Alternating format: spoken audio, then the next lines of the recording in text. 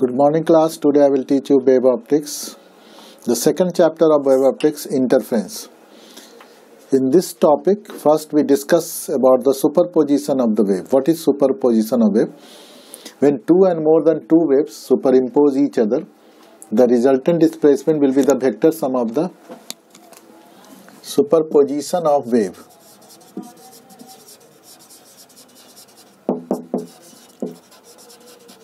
When two and more than two wave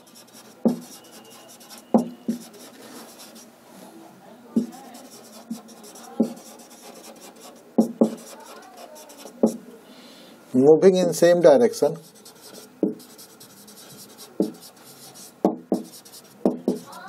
same or opposite direction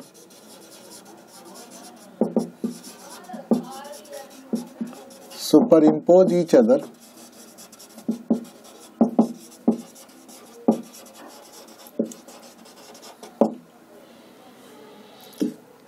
the resultant displacement will be the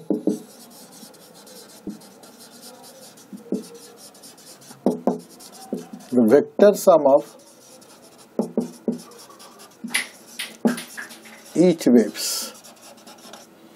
Y1 is equal to R1 sin omega t and Y2 is equal to R2. Y2 is equal to R2 sin omega t plus phi. Then Y is equal to Y1 plus Y2. This is the superposition of the wave. जब दो wave एक दूसरे पर super impose करता है, चाहे तो वो एक ही डायरेक्शन में जाए या अपोजिट डायरेक्शन में जाए, सेम जाए या अपोजिट डायरेक्शन जाए, उसका द रिजल्टेंट डिस्प्लेसमेंट जो होगा ये y1 है और ये y2 है, तो रिजल्टेंट डिस्प्लेसमेंट दोनों के वेक्टर सम के बराबर होगा. ऊपर में वेक्टर सम दिए हैं. इसका तीन इफेक्ट पढ़ना है. There are three effect of superposition of wave. There are three effects of superposition of wave. First, interference. Second, standing wave. And third, beats. इसमें ये 11 में पढ़ना है, ये 11 में पढ़ना है और ये 12 में पढ़ना है. तीन इफेक्ट में पहला ही सिर्फ 12 में पढ़ना, बाकी दो 11 में पढ़ना है, जो ऑलरेडी पढ़ा चुके हैं या पढ़ाएंगे 11 के क्लासेस में. तो सुपरपोजिशन ऑफ वेव में first interference. What is interference? When two waves moving in same direction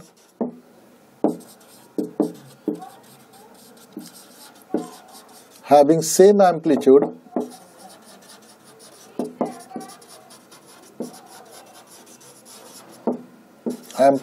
and wavelength,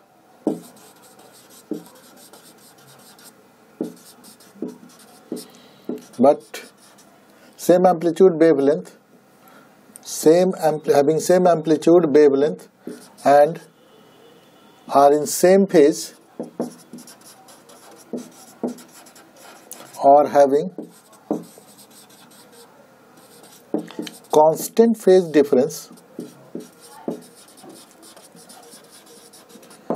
then it is called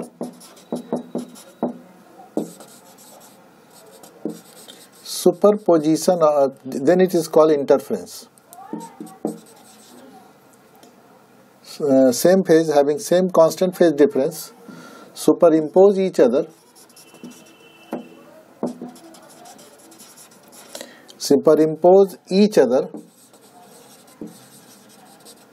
energy will be unequally distributed.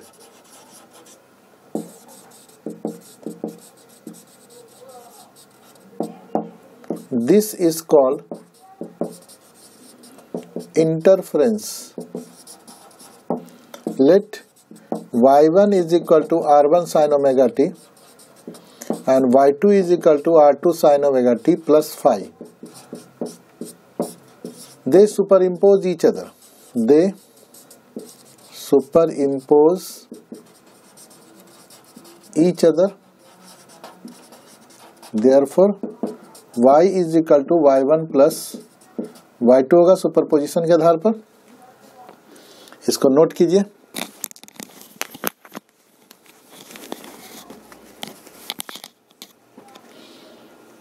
When two and more than two waves moving in same or opposite direction, जो super imposition होता है एक दूसरे पर overlap करता है, तो उसका जो वेक्टर सम होगा, डिस्प्लेसमेंट जो होगा उसका वेक्टर सम होगा, इंटरफेरेंस कहलाएगा, उसका सुपरपोजिशन कहलाएगा, उसका वेक्टर सम होगा। उसका तीन इफेक्ट्स देखा गया। पहला इंटरफेरेंस, स्टैंडिंग वेव और बीट्स। दो 11 में पढ़ना है, इंटरफेरेंस 12 में पढ़ना है, लाइट वेव में है। तो when two waves moving in same direction में जाना जरूरी है, having same amplitude, wavelength and are in same phase और हैविंग कांस्टेंट फेज डिफरेंस, या तो सेम फेज में हो या कांस्टेंट फेज डिफरेंस हो, सुपर इम्पोज करता है तो उसका एनर्जी अनइक्वली डिस्ट्रीब्यूट होता है, मतलब कहीं पर ब्राइट बन जाता है, कहीं पर डार्क बन जाता है। This is called inner. अगर हम साउंड वेव में चलेंगे तो कहीं पर साइलेंस बनेगा, कहीं एंटी साइलेंस होगा, नहीं बहुत तेज आवाज सुनाई पड़ेगा, कहीं पर आवाज सुनाई नहीं पड़ेगा, तो ऐसे कहते हैं इंटरफेरेंस। इसका स्क्रीनशॉट ले लिए होंगे।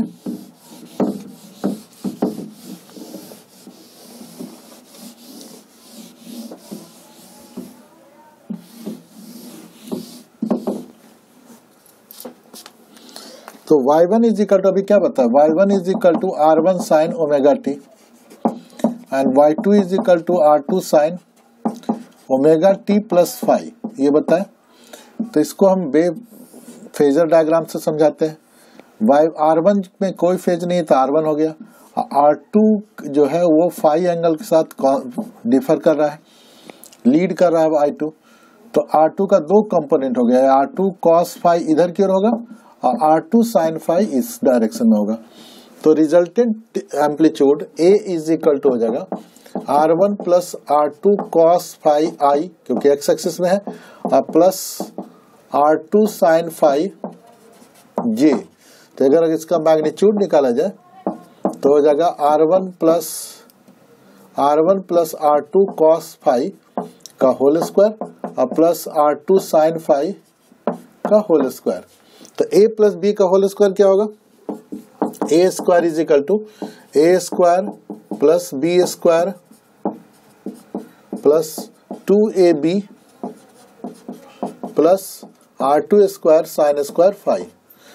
तो A square is equal to हो जाएगा R1 स्क्वायर रखे R2 square cos square phi और plus R2 square sine square phi. इसका R2 कॉमन लेंगे तो R2 स्क्वायर हो जाएगा and cos square phi plus sine square phi is equal to 1 और plus 2 R1 into R2 into cos phi.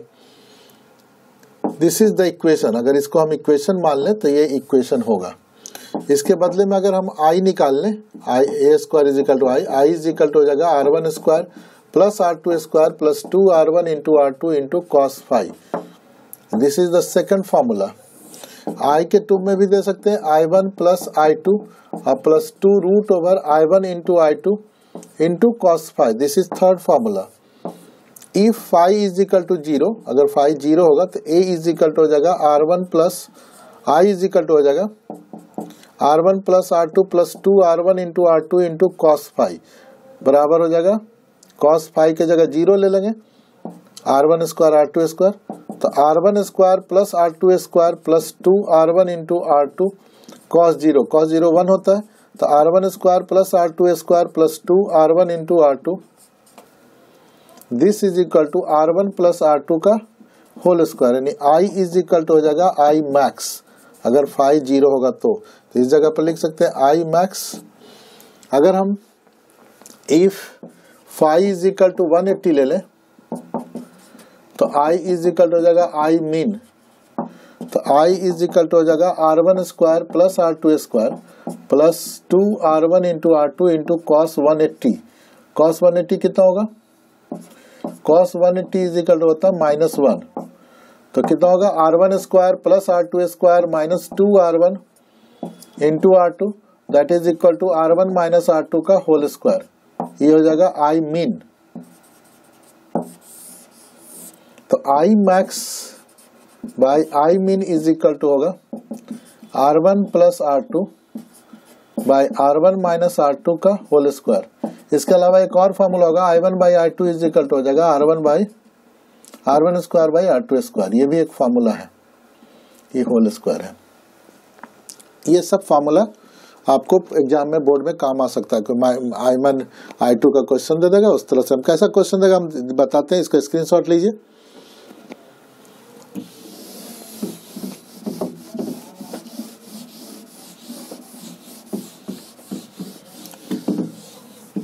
पूछ सकता है I max by I min is equal to 81/49, find R1 by R2, दोनों का amplitude का ratio क्या होगा। तो क्या करेंगे, I max by I min is equal to होता है R1 plus R2 का whole square by R1 minus R2 का whole square. I max by I min बराबर 81/49 है, तो R1 plus R2 divided by R1 minus R2 का whole square. अब इसको स्क्वायर रूट करते हैं दोनों साइड, तो ये आ जाएगा 9/7 is equal to R1 plus R2 divided by R1 minus R2। Cross multiply 9R1 minus 9R2, this is equal to 7R1 plus 7R2। इसको इधर ले आते हैं, इसको इधर ले आते हैं। 16R1 9R1 + 9R2, इसको इधर करेंगे तो माइनस आ जाएगा, ये 9R1 minus 9R2, तो 9 minus 7 2R1 हो जाएगा। इसको इधर ले आएगा तो 16R2 हो जाएगा। तो R1 by R2 is equal क्या हो जाएगा 16/2 और 8, दैट इज 8:1। या I1 by I2 पूछेगा तब क्या हो जाएगा 64:1,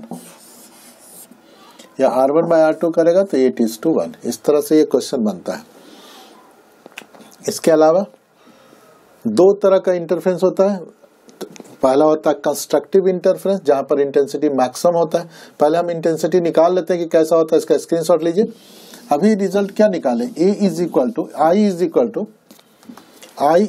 to R1 square plus R2 square plus 2R1 into R2 into cos phi. तो फॉर मैक्सिमम इंटेंसिटी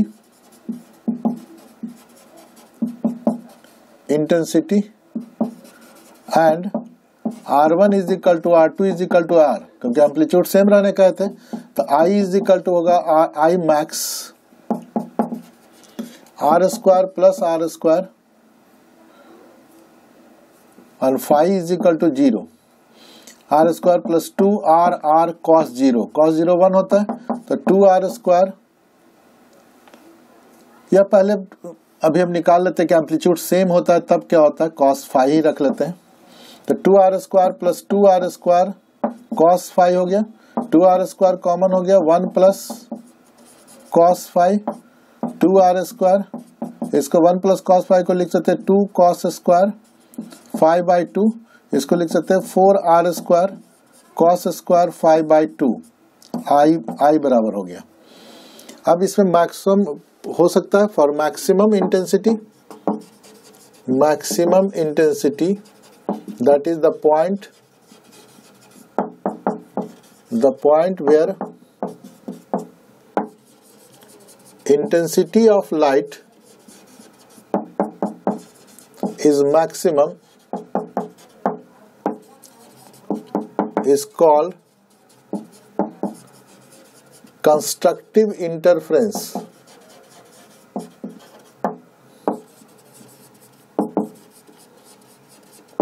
उसको कंस्ट्रक्टिव इंटरफेरेंस कहा जाता है।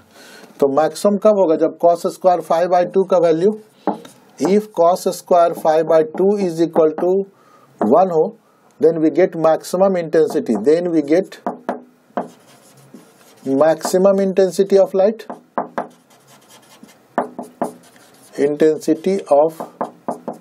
लाइट, हमको सबसे ज्यादा मिलेगा। यानी cos 5/2 इज इक्वल टू होता है ±1, cos 5/2 is equal to cos n pi, general value निकालेंगे तो 5/2 इज इक्वल टू हो जाएगा n पाई। अब फाई का वैल्यू निकालते हैं। अगर पूरे 2 पाई के लिए 2 pi for 2 pi phase difference is lambda, तो x के लिए कितना, फाई के लिए कितना हो जाएगा λ/2 pi into phi, that is x के लिए कितना हो जाएगा λ फाई बराबर 2 पाई। So phi is equal to 2 pi x by lambda where x is the path difference. X is the path difference. ये path difference है दोनों के बीच में.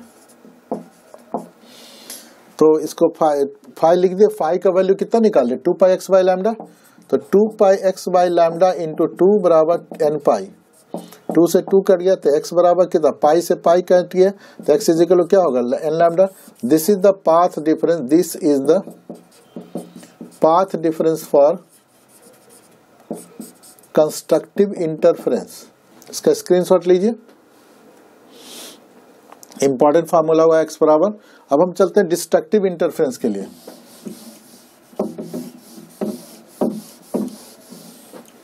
Destructive interference for minimum intensity.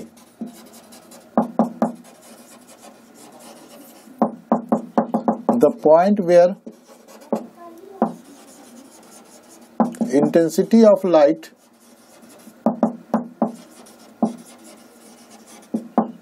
is minimum is called destructive interference. अगर minimum होगा तो ऐसे कहेंगे destructive interference. If cos square 5/2 is equal to, अगर हम 0 मान लें, -1 तो मान नहीं सकते हैं, देन वी गेट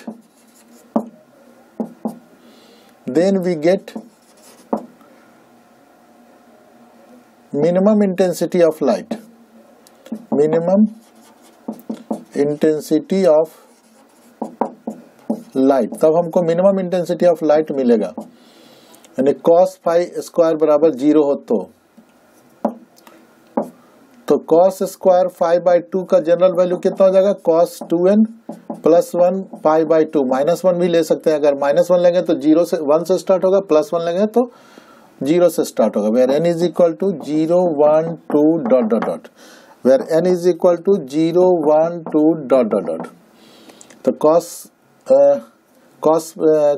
5/2 बराबर भी 0 हो जाएगा. तो cos कैंसिल हो गया तो 5/2 इज इक्वल टू कितना हो बचेगा? 2n + 1 π/2. अब phi का वैल्यू कितना निकाल लेते हैं? phi का वैल्यू निकाल लेते हैं 2 pi x by lambda. तो 2 pi x by lambda by 2 is equal to 2n + 1 π/2. Pi से पाई कैंसिल, 2 से 2 कैंसिल, तो x बराबर हो जाएगा 2n + 1 λ/2. This is the path difference of destructive. This is the path difference for destructive interference. Destructive interference का ये path difference हुआ. Minimum intensity of light के लिए, ये मैक्सिमम इंटेंसिटी ऑफ लाइट के लिए. ओके, इसका स्क्रीनशॉट लीजिए. मैक्सिमम में n लैम्डा होता है और मिनिमम में 2n + 1 λ/2 होता है. कहीं कहीं बुक में अगर 2n - 1 लैम्डा दिया हुआ है वही सही है. सिर्फ अंतर ये होता है कि अगर प्लस लेते हैं बीच में तो n 0 1 2 से स्टार्ट होता है और माइनस लेते हैं तो 1 2 से स्टार्ट होता है. बस, और कोई अंतर नहीं है. दोनों एक ही चीज है.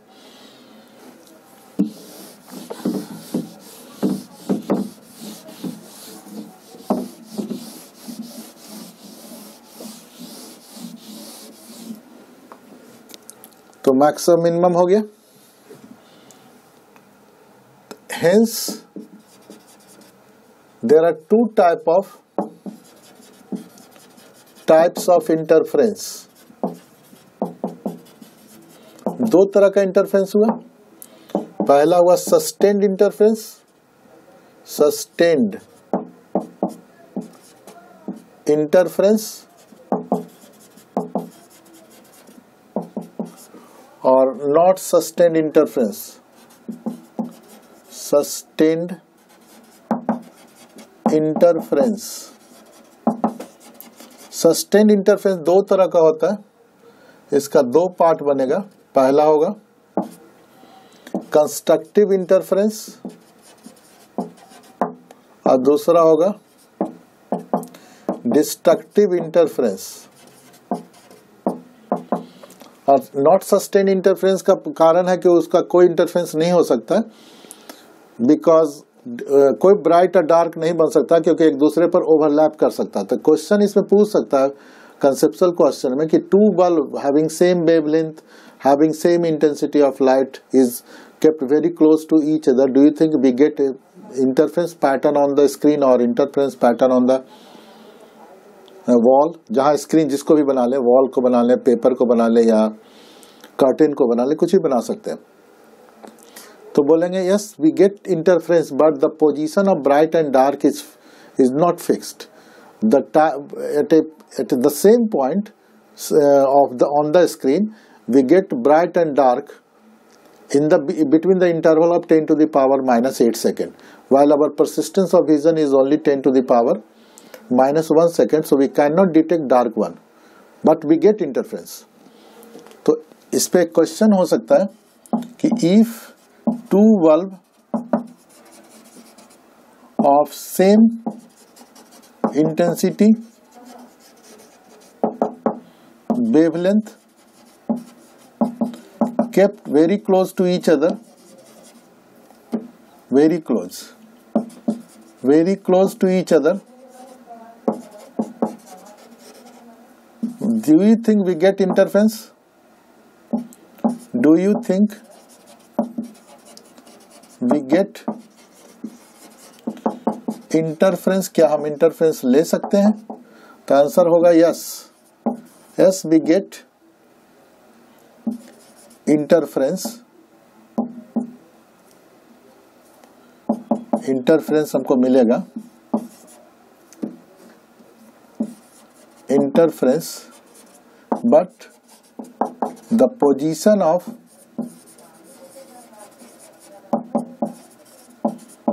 bright and dark is fixed। Yes, we get interference, but the position of bright and dark is not fixed at a point. Both will form at the same point. Both will form at the same point in the interval of 10 to the power minus 8 second, while our persistence of vision is 10 to the power minus 1 second, so we cannot detect dark one। हम dark को detect नहीं कर पाते हैं। अब यहाँ constructive interference और destructive interference ऐसा पहले डेफिनेशन लिखा दिया कि interference where the intensity of the position where intensity of light maximum is called constructive interference and the position where intensity of light is minimum is called destructive interference. तो यहाँ भी एक question arise आता है कि do you think they follow the conservation theory of energy? Do you think, पहले sustained interference के बारे में बताते हैं तब फिर इसका स्क्रीनशॉट ले लीजिए। सस्टेन्ड इंटरफेरेंस क्या है? If the position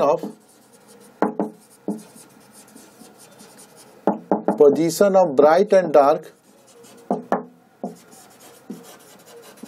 is fixed on the screen, then it is called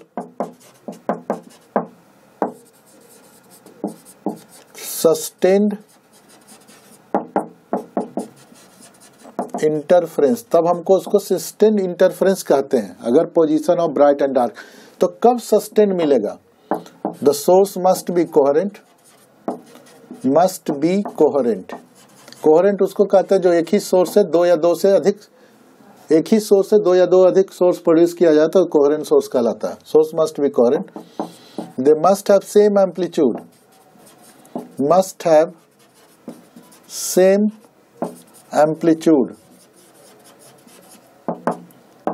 light must have same wavelength, they must have same wavelength,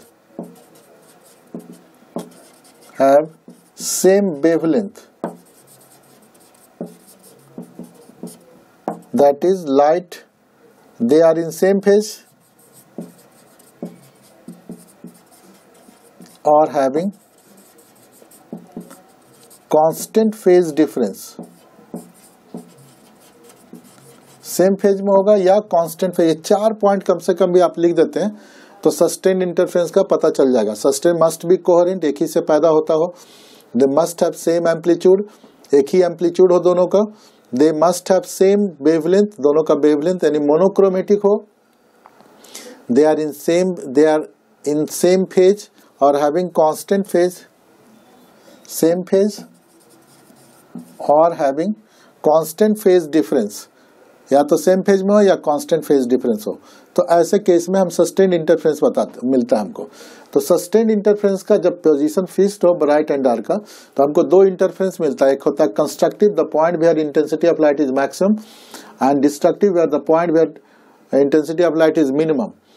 तो क्वेश्चन अराइज होता है कि do you think it follows the conservation theory of energy, because according to conservation theory of energy, energy neither be created nor be destroyed. Here I have already told you that we get two type of interference. First, constructive, where intensity is maximum, that means energy is created, and destructive, where the energy is destroyed. So do you think it follows the conservation theory of energy?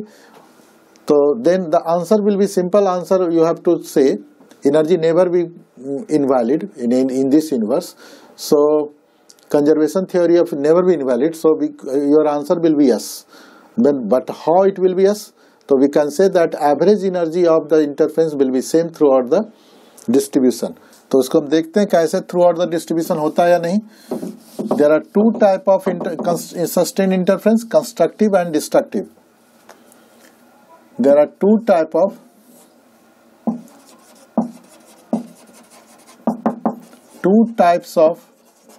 sustained interference.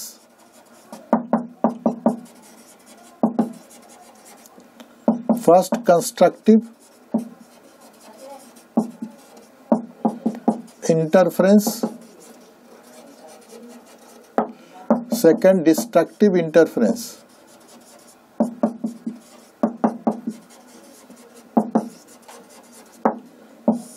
Constructive interference and destructive interference. The point where intensity of light is maximum is called the point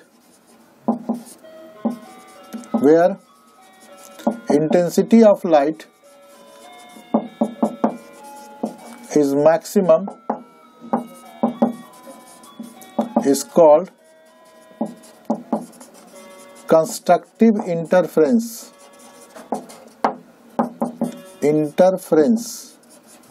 मतलब intensity क्या हो जाएगा 4r square cos square 5/2. Then for maximum cos square 5/2 is equal to 1. Therefore I max is equal to 4r square. The point where intensity of light is minimum is called destructive interference.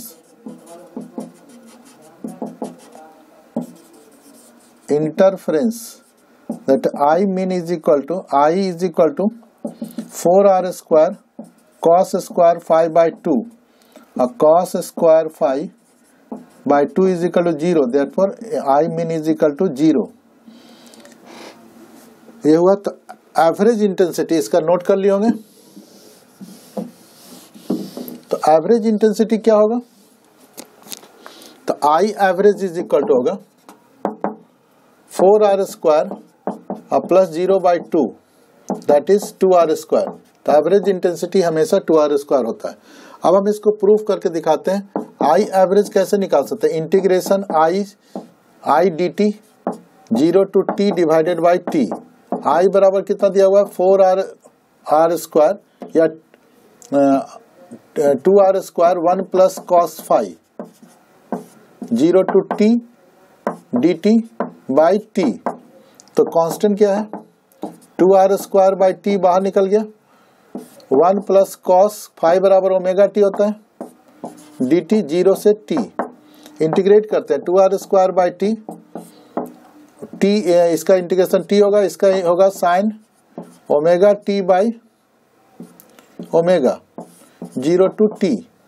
तो 2r square by t, t minus 0 plus sine omega का value होता है 2 pi by t into t by omega minus sine 0 by omega, तो 2r² by t, t sine 4 pi sine 2 pi 0 होता है, sign 0 0 होता है, मतलब टी बचेगा, टी से टी कट गया 2r², मतलब average energy at any point पूरे कंप्लीट के लिए हमेशा 2r² होता है या 2r² होता है, या किसी भी पॉइंट पर एवरेज इंटेंसिटी 2r² होता है। इंस्टेंटेनियस निकाले थे के आधार पर निकाले, तो इनसे कि it follows the conservation theory of energy.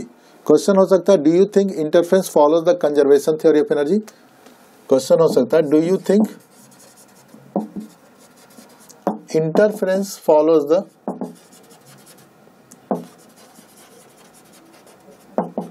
Conservation theory of energy, CTE। Answer होगा यस, और इस तरह से हम बताएंगे इसको। तो इसका स्क्रीनशॉट लीजिए। ओके, अब हम बताते हैं YDSE, Young's double slit experiment.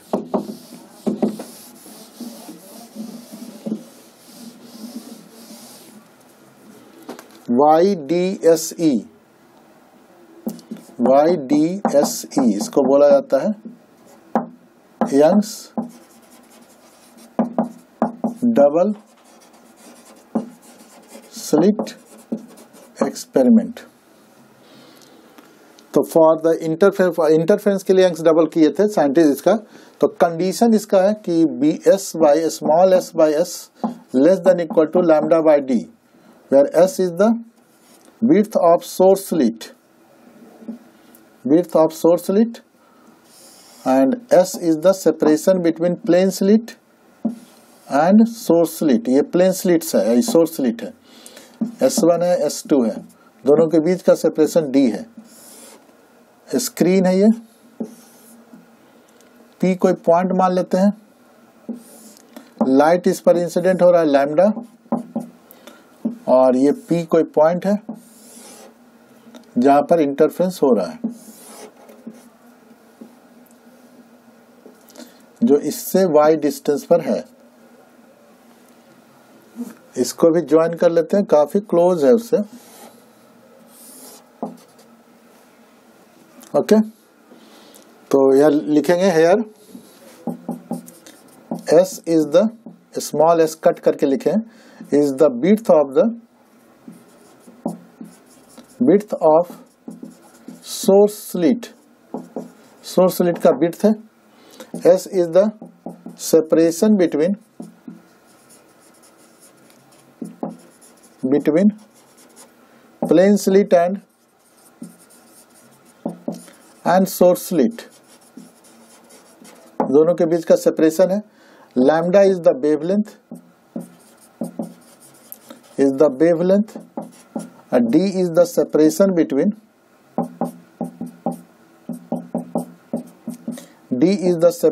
between the plane slits, separation between the plane slits,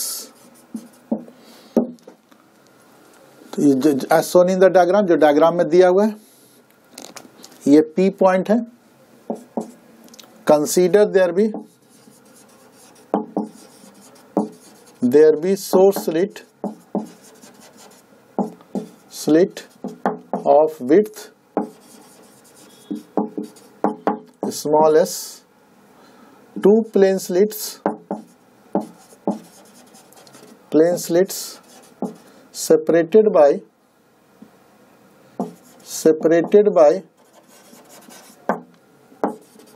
small d, kept at a distance of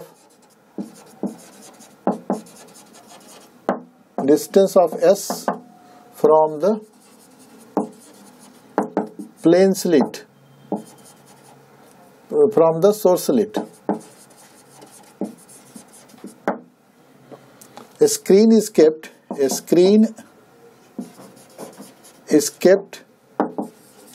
at a distance of capital D,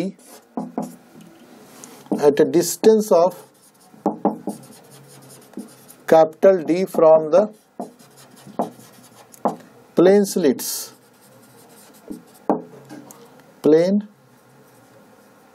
slits, P be the point where superposition of two waves occur as shown in the diagram. In the diagram, which is at a distance of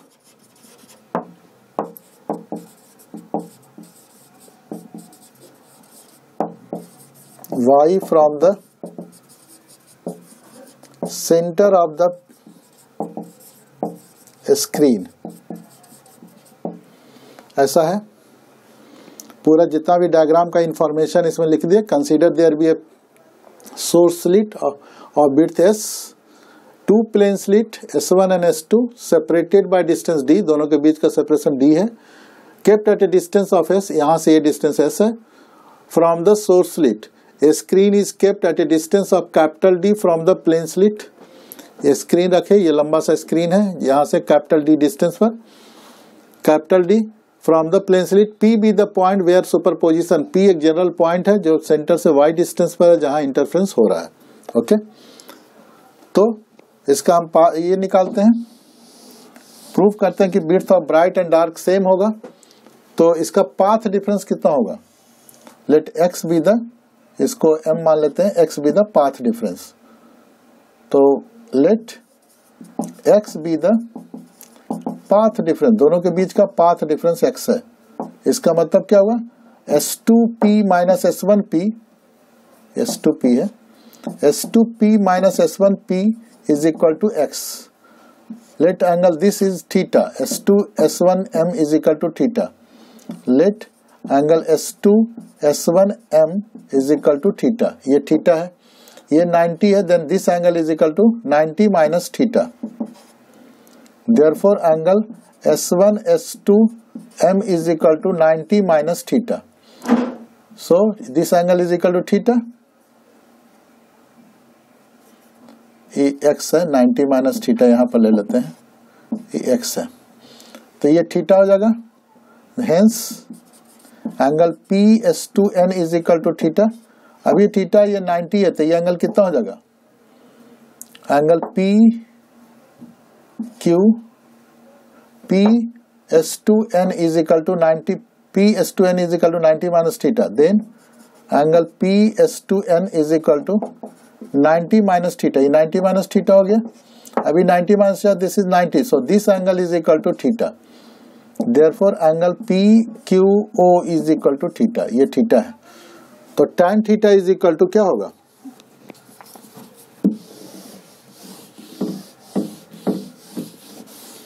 tan theta is equal to tan theta in triangle PQO. Tan theta is equal to y by d, PO by OQ, PO by OQ. This is y, this is d. Theta is very small. Therefore, tan theta is equal to theta, or theta is equal to y by d. Okay. Now in triangle S1 S2m, in triangle S1 S2n, sin theta is equal to angle के सामने वाला P, 90 के सामने वाला H, x by, या लिख देते हैं m है ये, S1 S2m, तो S2m बाई S1 S2, मतलब x by d. Theta is very small, therefore sin theta is approx equal to theta. तो theta is equal to x by d. ये इक्वेशन 1 है, इक्वेशन 2 है. तो from first and second y by d बराबर x by d यानी y is equal to xd by d निकला. इसका screenshot लीजिए. अब हम चलते हैं कंस्ट्रक्टिव के लिए. फॉर कंस्ट्रक्टिव इंटरफेरेंस, इसका ले लिया होगा screenshot. For constructive interference, for constructive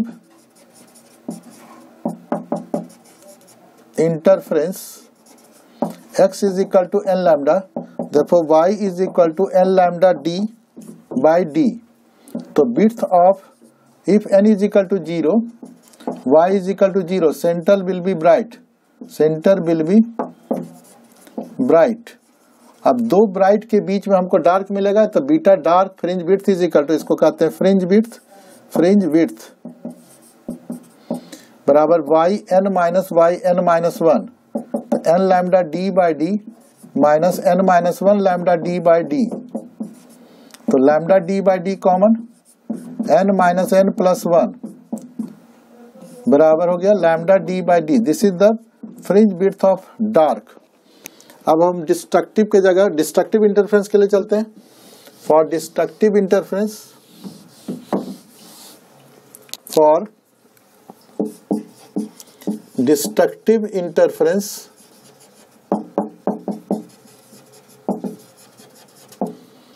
x is equal to 2n plus 1 lambda by 2, तो y is equal to x d by d होता है, that is 2n minus 1, 2n plus 1 lambda by 2d into d. तो if n is equal to 0, y is equal to lambda d by 2d. First dark इतने distance पर बनेगा centre से, तो दो dark के बीच में हमको ब्राइट मिलता है, फ्रिंज विड्थ होता है ये विड्थ.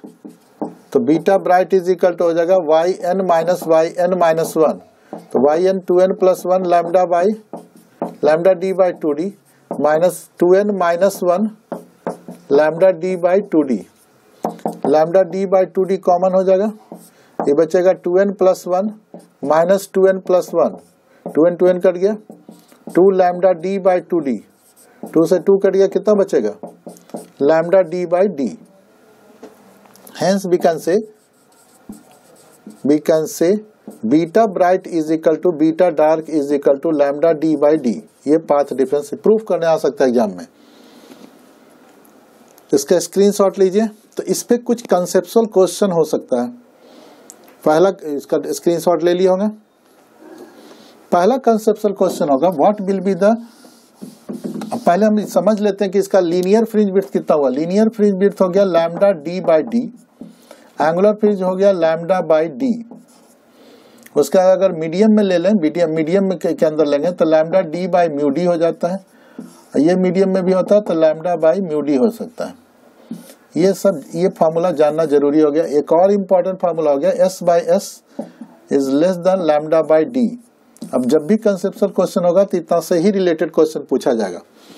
तो पहला क्वेश्चन है कि what will be the effect on the fringe width if the whole screen is immerse inside the liquid of refractive index mu. Question number 3 हो गया, 2 तो पहले बता चुके थे. What will be the effect on fringe width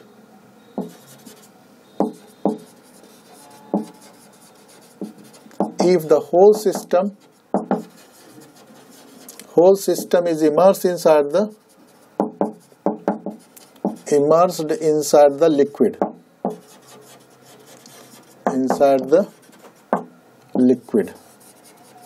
तो answer होगा, इसका आंसर होगा the fringe pattern will decrease. Fringe pattern,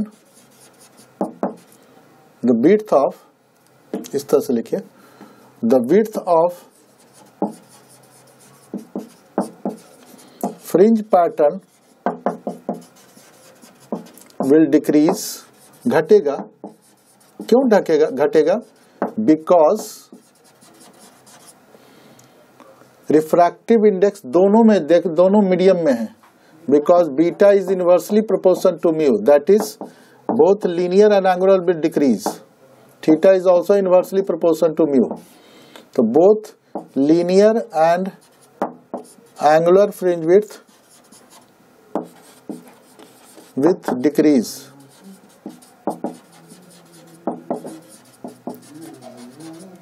Question 4 पूछ सकता है कि what will be the effect on the fringe pattern? What will be the effect on fringe pattern if the width of the, if the wavelength is decreased, what will be the effect on fringe pattern if the wavelength will decrease? अगर wavelength decrease करेगा तो क्या effect पड़ेगा? तो answer हो सकता है what will be the effect on the fringe pattern if the wavelength is decreased. अगर वेवलेंथ डिक्रीज कर देंगे तो क्या इफेक्ट पड़ेगा? तो if the wavelength lambda is decreased, both linear and angular fringe width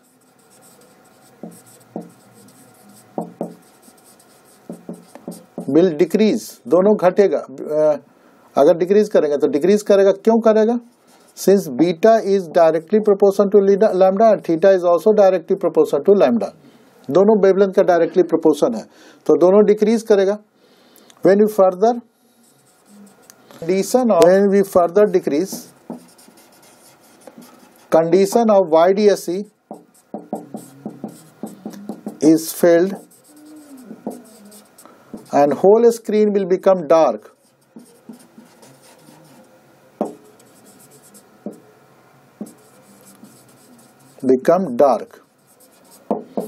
कुछ और भी कुछ कंसेप्चुअल क्वेश्चन है वो अगले क्लास में हम देंगे। ओके, नेक्स्ट क्लास कल, टुडे हम tomorrow I will give you next lecture on the conceptual question on YDSE as well as difference between diffraction interference and some explanation over the diffraction. This is the last topic one in this year, or the polarization will be deleted in this year, but I will teach you polarization also, because some question may be asked on polarization in the competition. Okay, bye.